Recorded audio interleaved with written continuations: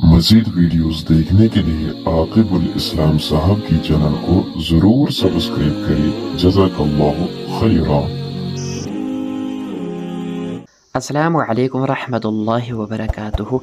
मुहतरम नाज़रीन व सामीन, आज हम आपको सहर व हवातिफ के बारे में बतला देंगे कि सहर व हवातिफ क्या चीज़ है, और जो भी इसमें मुलव्वस होगा इंशाअल्लाह ताला उसके लिए एक बेहतरीन मुजर्रब शुदा इलाज भी बतला देंगी, ताकि वो खुद का इलाज कर सके या घर में कोई ऐसा मरीज़ हो उसका इलाज कर सके। नहायत ही मुजर्रब इलाज बतला देंगे। सबसे पहले आप हज़रत को बतला दें सहर व हवातिफ क्या चीज़ है।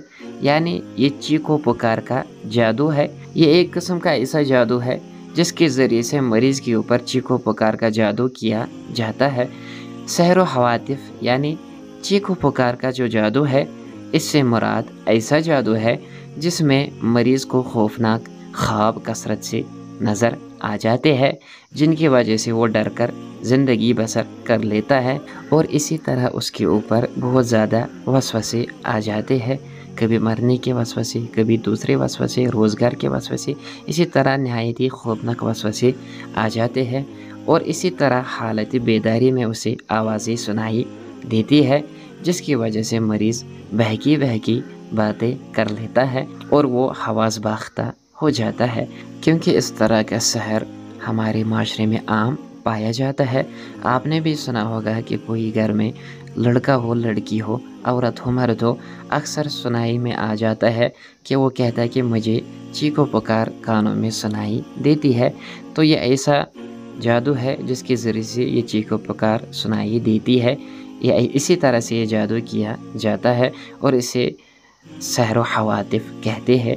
तो इसका इलाज नहायत ही आसान है। एक बेहतरीन आजमूदा मुजर्रब शुदा इसका इलाज बतला दूंगा मैं, ताकि जो भी सहर व हवातिफ का शिकार हो गया हो वो ख़ुद अपना इलाज कर सकता है, या अगर में कोई और इसमें मुलव्वस हो उसका भी इलाज कर सकता है।